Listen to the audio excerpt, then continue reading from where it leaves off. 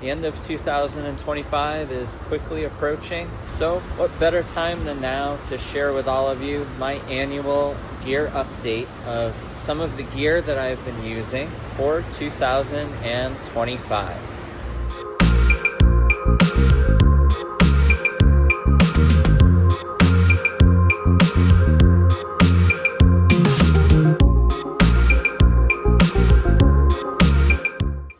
Everyone, Matt here with Reach Your Summit, Trail Name Knowledge. It's that time of year again where I share some of the gear that I've been using throughout 2025 out on the trail. Had a lot of varying conditions this year in the Northeast and in other locations where I've been using this gear. So it made for some great situations to test everything out and see how well it performed and handled everything.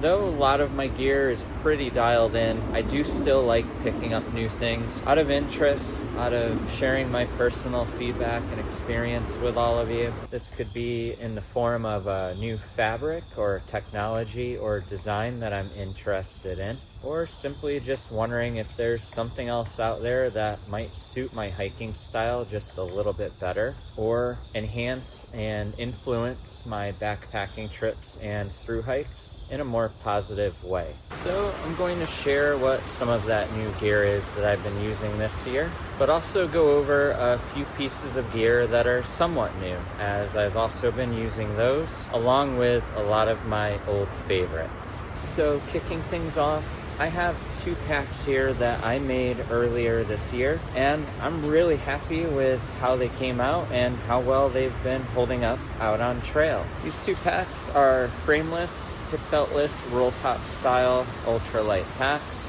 Slightly different in some ways, but both got me started in the world of making your own gear, and I am definitely going to be working on a lot more projects coming up, including making some more packs, and I have some shelters and clothing and things that I'm looking at making as well. So check back to the channel or subscribe to this channel and hit the notification bell so you can be notified when I put videos out going over what those different clothing items and pieces of gear are. And this one here, this was the very first pack that I had made. If you go back earlier in the channel, you'll see this one featured in my New Year, New Gear video, along with some beanies that I made, which I will also go over in a little bit. But this was my very first project. I'm sitting at over 400 total trail miles with this pack so far. Been really happy with it. I've carried upwards of 20 pounds with it just to see how it would handle, and it carried it really well. The pack is built to my specific torso. Very simple, has all of the features that I could want and leaves out anything that I don't. Nice big mesh outer pocket, which I've used to carry larger items. Bottle pockets, carry 2 1-liter bottles on both sides. Shoulder strap pockets here for quick, easy access. Shock cord on the side for securing a trekking pole or an umbrella. And then I have a large bottom pocket for storing snacks and smaller items that I might want to have at the ready throughout the day. And then on the other side, I have a little trash port, which is super helpful with keeping my snack wrappers separate from everything else that I might have inside of this pocket. And I've used this pack up in New Hampshire's White Mountains, on Vermont's Long Trail, on sections of the Appalachian Trail, the Mid-State Trail, the North-South Trail, the New England Trail. Total weight for this pack empty is 12 ounces. It's made out of a 100 denier Robic ripstop nylon, and total capacity is around 35 liters. The other pack I have here, this one was inspired a bit by this pack, but it has a little bit more as far as features go. It's also using a hybrid of different materials, some that will be a little bit more robust than what the Robic nylon offers. And I built this pack more as a shoulder season pack, though I wanted to see how well it would hold up, so I used it quite a bit this year. I'm sitting at a little over 900 trail miles with this pack, and it's around 45 to 50 liters in capacity. Total weight is 12.8 ounces. So most of the body of the pack is going to be made out of a more water resistant, more abrasion resistant material. I still have the large outer front mesh pocket. I added some shock cord for the front to secure additional things if I need to. I have the shock cord on the side here for securing the trekking pole or an umbrella. The bottom pocket with this one as well, and also a trash port in the back. And the shoulder straps and the bottle pockets are also made out of a slightly more robust material. This is the Venom gridstop material with 210 denier that was put out by Ripstop by the Roll. With this larger pack, I haven't had any issues with carrying a BV450 or a BV475 inside of it for locations where I was required to carry a bare canister. I've used this up in New Hampshire's White Mountains, on Vermont's Long Trail, sections of the Appalachian Trail, the North-South Trail, part of the Kuwas Trail, the Taconic Crest Trail, and a few other trails. No, I've been using these packs quite a bit this year. I have still been getting out with my Palante packs and my Nashville pack cutaway. All of my Palante packs, I'll leave a link in the description below so you can check out a comparison video of all of those. I love those packs. I love the Nashville pack. Both are great companies and they make solid products. I've been really happy with them and I'll continue to use them. But there's just something about making your own gear. Very rewarding, self-gratifying to be carrying things out on the trail that I have a little bit more of a personal connection to, just because I made it. You get to pick the fabrics, pick the colors, pick the features that you want, the size that you want. The list goes on and on and on. So I look forward to continuing to put a lot more miles on these packs and the other packs. And the total cost for making your own packs is going to vary depending on the fabrics that you go with, how many yards of the fabric you go with, and the material choices that you go with for all of the rest of the construction of the pack. For shelter, I've been using the Meadowphysics Abode quite a bit this year. It has quickly become one of my favorite shelters. Very simple, very streamlined. I'll leave a link in the video description below so you can check out a closer look at that tent. I did feature it in last year's gear update video too, just because I've been using it a lot more than I thought I would. And the same was for this year, so continuing to put many more nights on that tent, sitting closer to around 70 nights now. I just love how simple it is, yet still provides an ample amount of protection. Not a lot that can go wrong with it. Very quick and easy to set up. You do need to be a little bit more selective with where you're setting up that shelter, and in some situations it might not be the appropriate shelter to go with. So along with that shelter, I've also been using my Z-Packs Plex Solo, which I just put a video out of recently, providing a little bit more of a review after having many nights in that tent. My other shelter I've been using quite a bit this year out on the trail should come as no surprise. It's been my flat tarps. Go back to other videos on this channel, you'll see me using my tarps. You'll see different setups that I like to use. You'll see some tips and tricks that I like to follow when I'm out on the trail and using a tarp.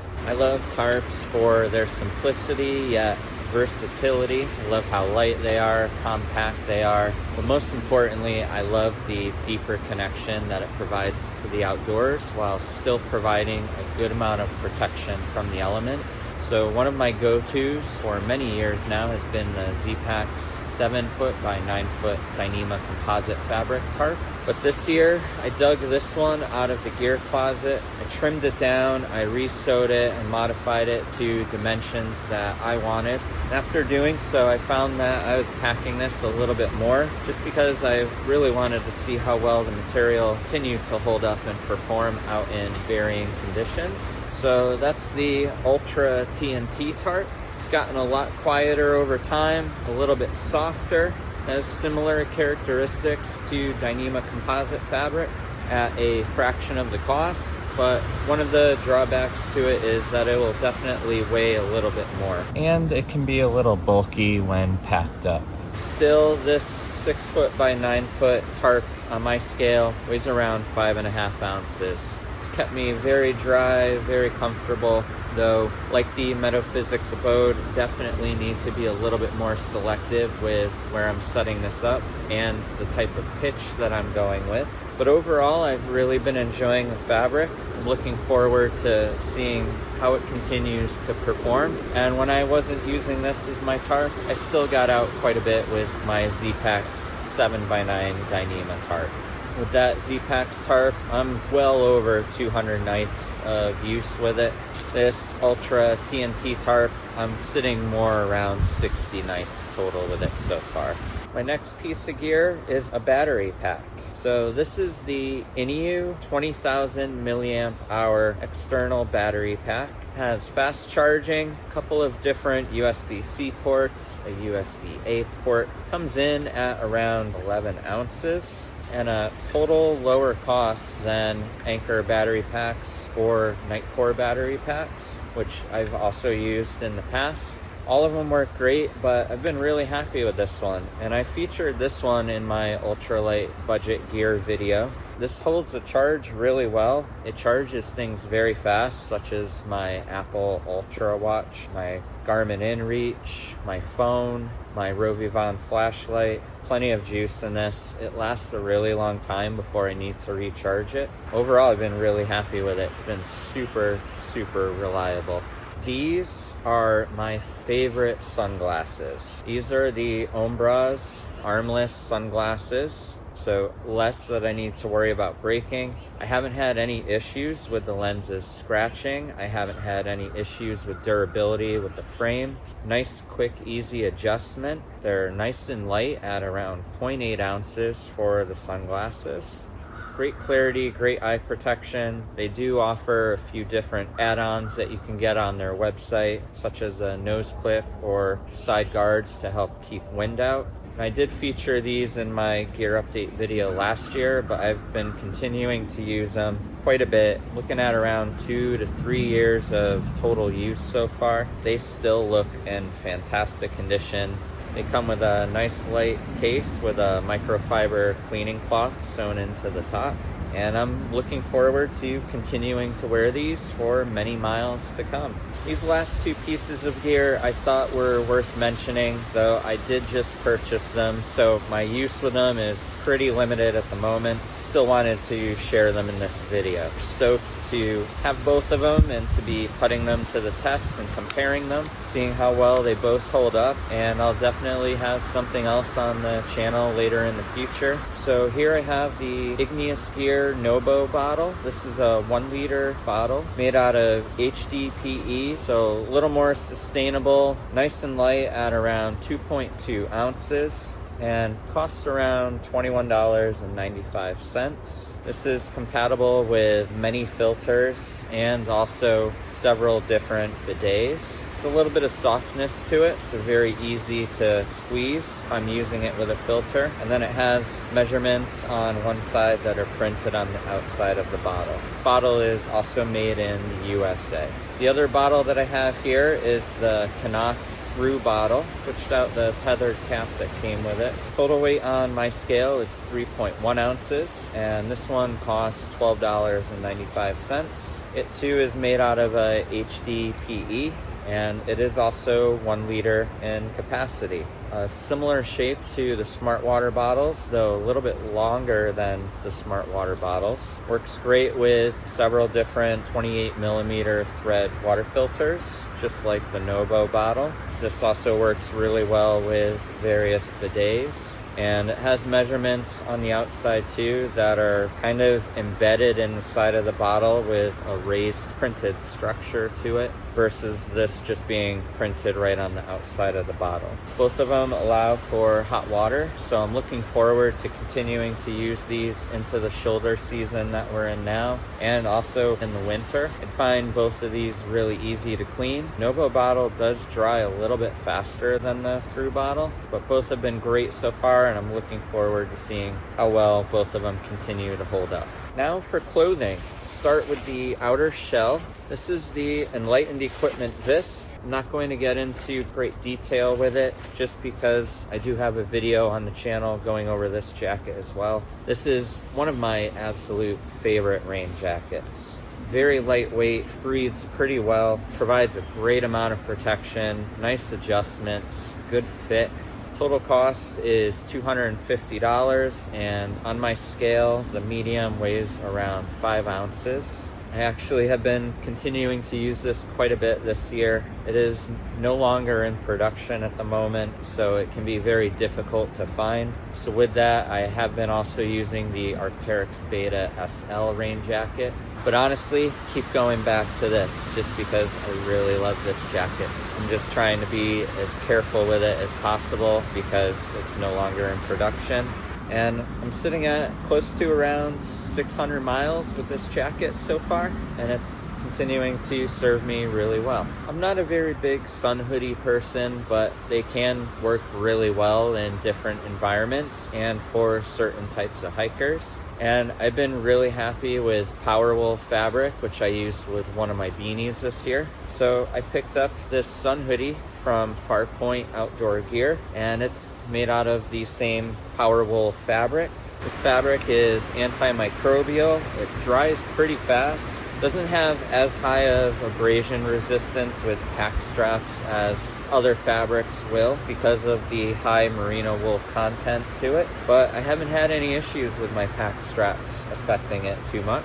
I love the fit, I love the color, I like the hood, and it's worked really well on the trips that I've used it on. I've used it on some backpacking trips and day hikes. I've used it on bike trips as well, and I've been really happy with it. So even though sun hoodies aren't really too much my thing, I am going to continue to use this, and I look forward to seeing how it continues to hold up and perform. Total weight on my scale is around 5.8 ounces. This is for medium, and the total cost is around $100. Keeping things going with wool products and with Farpointe, I picked up a pair of the Farpointe Alpha Direct wool drifter gloves toward the end of last year, around November. And I got these for chilly mornings, but also to use during the winter time. I like wearing them in certain situations when I might want to have just like a nice lightweight liner that still provides a good amount of warmth. And what's nice about these gloves is they're half finger, so provides a better amount of dexterity than your traditional glove. Also helps if you're using something that might be touch sensitive, like a smartphone or a camera. And I find them to be pretty warm too. The wool fabric is very soft against the skin, very comfortable. And I actually picked up some of this same fabric, and I'm looking at making a pullover fleece sweater out of it as one of my make your own gear projects. So it was fun for me to be able to see how well this works before committing to a big project like that. Sometimes I'll wear these on their own, sometimes I'll wear them under a glove, and sometimes I'll wear these with a rain mitt over them. But all depends on the conditions that I'm out in. These are very light, at under an ounce for the pair. And total cost for the drifter gloves is $35. And then these I was gifted by my partner.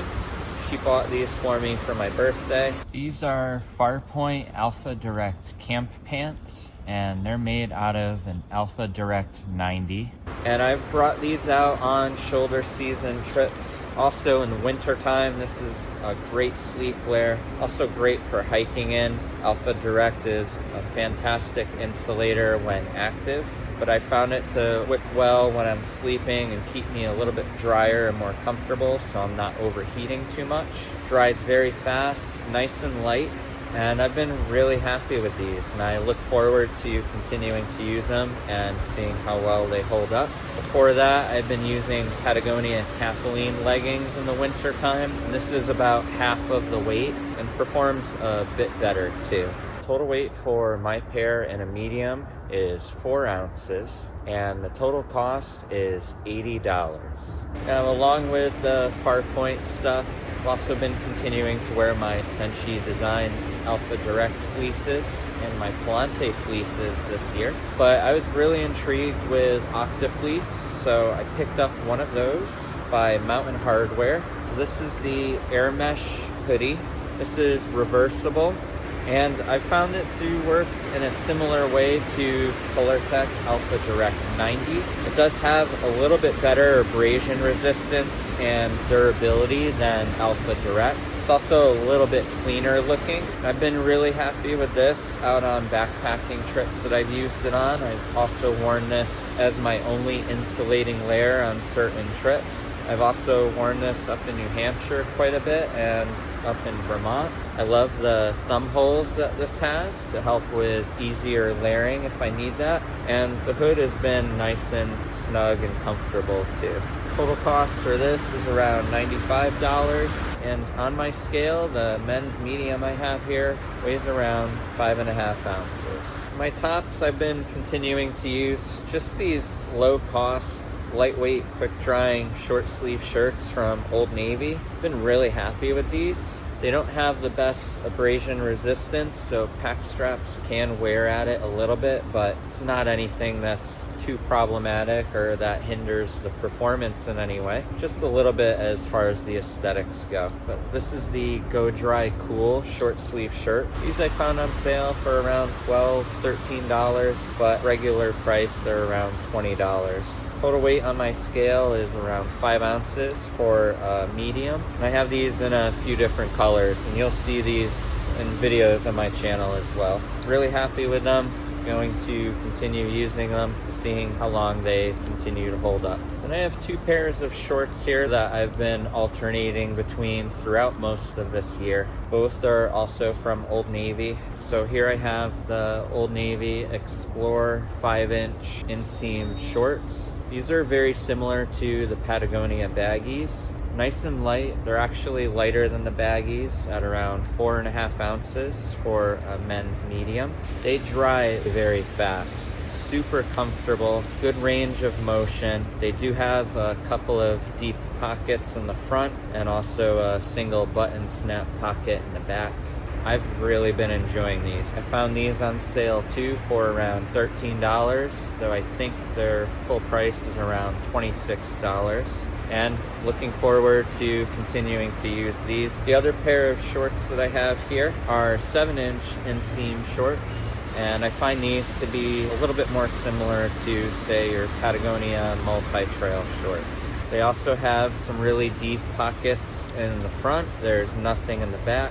They weigh around 5 ounces, and I found these on sale too for around $13, though I think full price they're around the same cost of $26, just like the Explorer shorts. Good range of motion. They dry very fast, very comfortable, a little bit softer feeling than the Explorer shorts, and both of these do not have a liner built in, which I really like. My last piece of clothing that I have here that I've been wearing throughout this year are 2 beanies that I made. Again, the cost of these is going to depend on what fabrics you go with. The weight will be influenced by that as well. This one here is made out of Polartec fleece material. Weighs 1 ounce. Very warm, very comfortable, dries very fast. Been really happy with this one. And then this is the one that I made out of the Polartec Power Wool. So this is a blend of Polartec fleece with merino wool. This weighs a little under 1 ounce at 0.9 ounces. Very comfortable, antimicrobial, a little bit softer feeling than the Polartec fleece. But I've been really happy with these and how well they've been holding up, how comfortable they are. And these were my first projects before I got more into making my own gear and jumping into making backpacks. Lastly, footwear. So I've been really enjoying hiking with sandals this year. I've used them a lot more than I thought I would, though sometimes they're not the appropriate choice in footwear for certain adventures or hikes or backpacking trips. In the cases where they have been really happy with using them, how well they perform out on the trail. And the sandal that I've been using is the Bedrock Cairn Evo sandal. I'm at around 600 miles with these sandals now, and they've been holding up really well. I've used them up in Vermont's Long Trail. I've used them up in New Hampshire's White Mountains. I've used them on the Appalachian Trail, the New England Trail. I've used them for beach hiking. I've also really enjoyed wearing the Bedrocks on bike packing trips. They're just overall great, and been enjoying these so much that when I saw Palante Packs collaborated with Bedrock recently, I had to pick up that sandal. So I did buy a pair of those sandals, and I'm stoked to get out on the trail with those. And I also picked up the Bedrock Palante Packs collaboration with the side bag that they did too. So they had those two items that they collaborated on. The side bag is really neat. It's using a new fabric that Palante is using, so it has a little bit more stretch to it, a little bit softer feeling. Stoked to see both of them collaborating on something like that, so I couldn't help but pick those up. Bedrock sandals are definitely one of my favorite pairs of footwear. Great traction with them, really good comfort, and I'm looking forward to continuing to wear my Bedrock sandals and also my mountain clogs, which I wore a bit this year too for shorter day hikes and also around town when I'm not wearing my classic LT sandals. I love the deeper connection that these provide. I love the ground feel that they provide. I love the precise fit that you can get with these sandals using the 3-point adjustment system. So the total weight for my pair of size 11 Bedrock Cairn Evo 3D sandals is 18 ounces, and the total cost is $125. And I've been really happy to have these in my rotation of footwear. As far as shoes go, for trail runners, if you follow this channel, if you've seen my videos in the past, if we've crossed paths out on the trail, you know that the Lone Peaks have been my go-to for many years as far as trail runners go. It's the shoe that's worked for me. It continues to work for me. I've been really happy with the Lone Peaks. And this year I was super stoked because they released a pair with the Vibram outsole, and I've been really enjoying this shoe quite a bit. The traction has been fantastic. Haven't had any durability issues with the Lone Peak 9 Plus. Dries very fast. I find it to be very comfortable. I've used this a lot up in Vermont and New Hampshire, a little bit out in the central part of the country, a lot of shorter backpacking trips and some day hikes. Sitting at around 400 miles with this shoe, and it's been working great. I've been enjoying this shoe so much that when I saw Altra was collaborating with Ann Wander, I picked up a pair of those shoes too. So another pair of Lone Peak 9 Pluses ready to go once these wear out, but I still have a bit of hiking left in these before I replace them.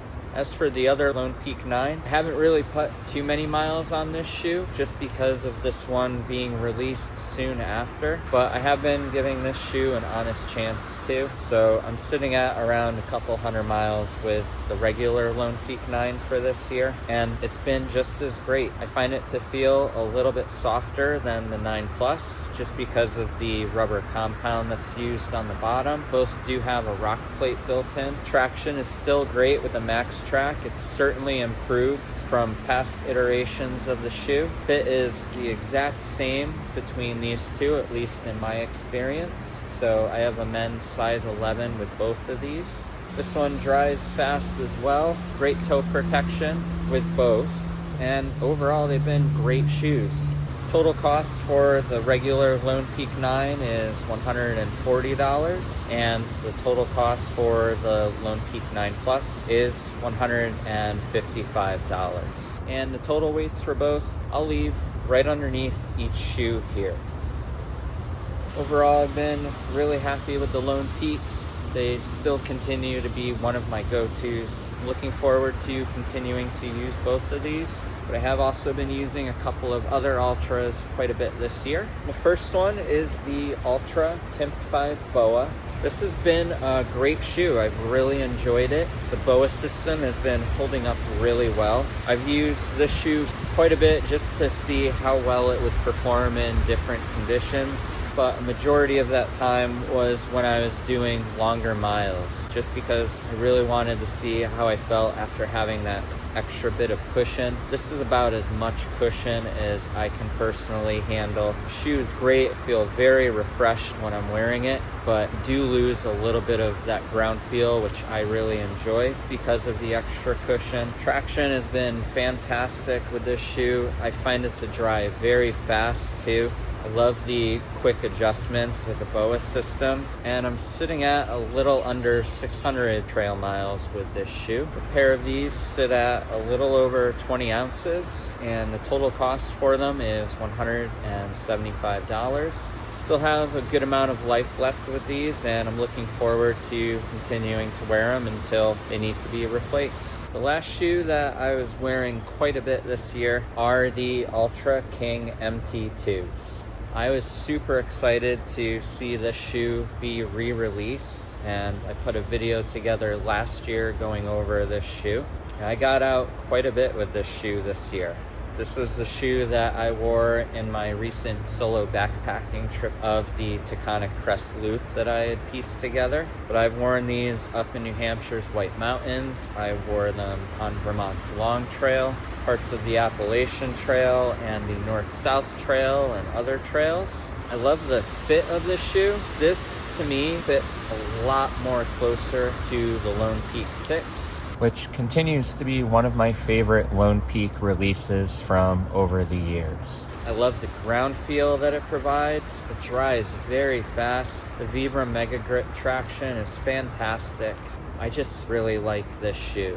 And I've been enjoying it so much that I picked up another pair to have just for when these wear out. I can certainly see myself wearing these a bit more than the Lone Peaks in the future, just as I've been getting a lot more accustomed and comfortable with hiking in sandals. And continue to prefer footwear with a lesser stack height. But again, it all depends on the type of trip that I'm on or the type of through hike that I'm on. Sometimes I might still want that slight extra cushion, and I'll get that with the Lone Peak or even the Timp. But I'm super happy that Altra has a lower stack height shoe like this for providing me with a little bit more of that ground feel that I enjoy. And I look forward to seeing how this shoe continues to hold up. Total cost is $150 for the King MT2, and the total weight for the pair is pretty close to 18 ounces. And a quick close-up comparison showing the differences in stack heights with all the footwear I shared in this video. We have 29 millimeters for the Timp 5 BOA, 25 millimeters for the Lone Peak 9 Plus, and also the Lone Peak 9, 19 millimeters for the Altra King MT2, 16 millimeters for the Bedrock Mountain Clogs, 16 millimeters for the Bedrock Cairn 3D as well, and 8 millimeters for the Bedrock Classic LT. And all of the Altra shoes and the Bedrock sandals that I featured in this video are zero drop. So they provide a nice natural feel. They allow for natural foot shape. They allow the foot to be as natural as possible while still providing a good amount of protection. And the last piece of gear for 2025, I'm gonna leave to you. Share in the comments gear that you've been using this year. What gear have you really liked? What gear have you disliked? I'd be really interested in seeing what you're all using out there on the trail. So there you have it. That's some of the gear that I've been using throughout 2025. I hope that you found this video helpful and that you enjoyed it. If you did, give me a thumbs up. If you'd like to see more content like this, subscribe to the channel. I have a wide variety of videos on this channel, and I will be adding quite a bit more in the future. If you have any questions on this gear, please feel free to leave them in a comment below, or you can contact me at any time at reachyoursummit.net. But I'd like to thank you for watching. Thank you for subscribing. I greatly appreciate it. I'm about to go get packed up and head out on another backpacking adventure. So until then, catch you in the next one. I also recently picked up a Palante fanny pack from their recent drop, and I'm looking forward to getting out on the trail a lot with that too.